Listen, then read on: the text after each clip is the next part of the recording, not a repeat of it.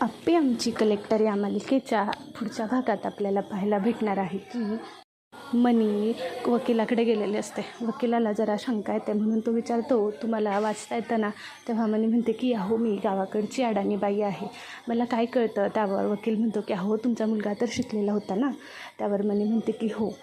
तो म्हणतो की अहो, तुमची जमीन आहे ना, मग तुम्ही एवढं घाबरताय कशाला? होईलच की. हे ऐकून मनी म्हणते की अहो, पण लवकर झाली तर.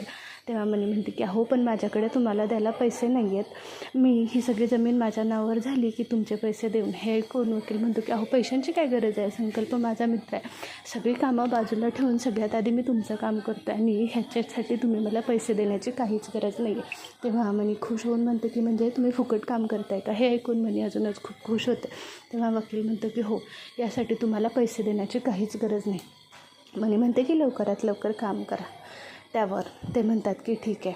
इकडे त्या कामाला चाललेला असतो. तो मोनाला विचारतो की काय गं मोना, फुयाजी सकाळपासून दिसल्या नाहीत, कुठे गेल्या? हे ऐकून मोना म्हणते की अहो, त्या सकाळीच कुठे दवाखान्यात जायचं आहे म्हणून बाहेर गेल्यात, सगळं काम माझ्यावर सोडून गेल्यात.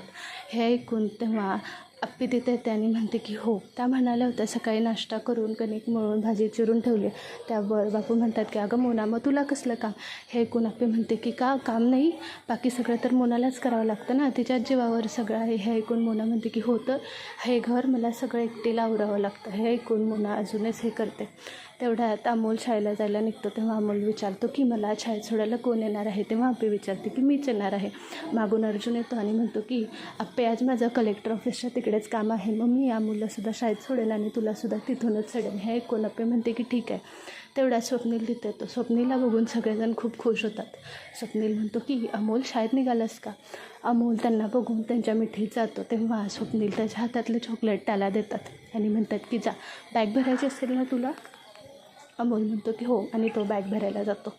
स्वप्नील म्हणतो, दीपा म्हणतो की या की बसा की. त्यावर स्वप्नील म्हणतो की नाही, मला खरं तर तुमच्याशी बोलायचं होतं. त्यावर कदम म्हणतात की बोल की. स्वप्नील, माझ्यासाठी तुम्ही दोघं सेमच आहात. स्वप्नील म्हणतो की हो, रुपालीनं जे काही केलं ते माफी मागायची राहूनच केली, माफी मागायला आलं होतं, आपलं काही बोलणंच झालं नाही. त्यावर कदम म्हणतात की तुला काही माफी मागायची गरज नाही, माझ्यासाठी आधी तू आणि मग अर्जायच. हे ऐकून स्वप्नील म्हणतो की नाही विनय काका, चुकलं ते चुकलंच. त्यावर अर्जुन म्हणतो की काय झालं दादा, काय काम आहे का? त्यावर स्वप्नील म्हणतो की खरं तर इथून गेल्यापासून माझं मनच लागत नाही, माझं सगळं मन आपल्या माणसात अडकलेलं आहे, मला इथली खूप आठवण येते, मी आणि रुपाली इथे परत राहायला येऊ शकतो का? त्यावर अर्जुन म्हणतो की अरे पण आपण म्हणते की हो दादा, तुम्हाला जेव्हा पाहिजे तेव्हा तुम्ही इथे येऊ शकता. हे ऐकून स्वप्नील म्हणतो की खरं ना अपर्णा, तू तुझ्यासारखी मोठ्या मनाची मी आजपर्यंत बघितलं नाही. त्यावर कदम म्हणतात की यार स्वप्नील, मला माफ कर, पण तू आणि रुपाली इथे येऊ नकोस, वाटलंच तर मी तिथे येतो. हे ऐकून स्वप्नील म्हणतो की विनय काका काय झालं? त्यावर कदम म्हणतात की रुपाली जे काही वागले ते चुकीचंच आहे आणि ती इथं राहिली तर ती आपल्या अर्जुनला कधीच एकत्र येऊ देणार नाही, तिचे काहीतरी प्रयत्न चालूच राहतील. यावर दीपासुद्धा म्हणतो की हो दाजी, त्या कधीच स्वतःच्या मनापासून ह्या दोघांना एकत्र येऊ देणार नाही, त्या लांब आहेत हेच चांगलं. स्वप्नील म्हणतो की पटतंय मला विनय काका, मी नाही येत. सगळेजण खरं तर दुःखी होतात. आप्पी तरी पण या म्हणत असते, पण कदम खूप हट्ट करतात. तेव्हा अर्जुन विचारतो की कदम, तुमचा हा शेवटचा निर्णय आहे का? त्यावर कदम म्हणतात की स्वप्नील, मला माफ कर, पण मला असंच वाटतं की तू रुपालीला इथे घेऊन येऊ नयेस. स्वप्नील ठीक आहे म्हणतो आणि तिथून निघून जातो.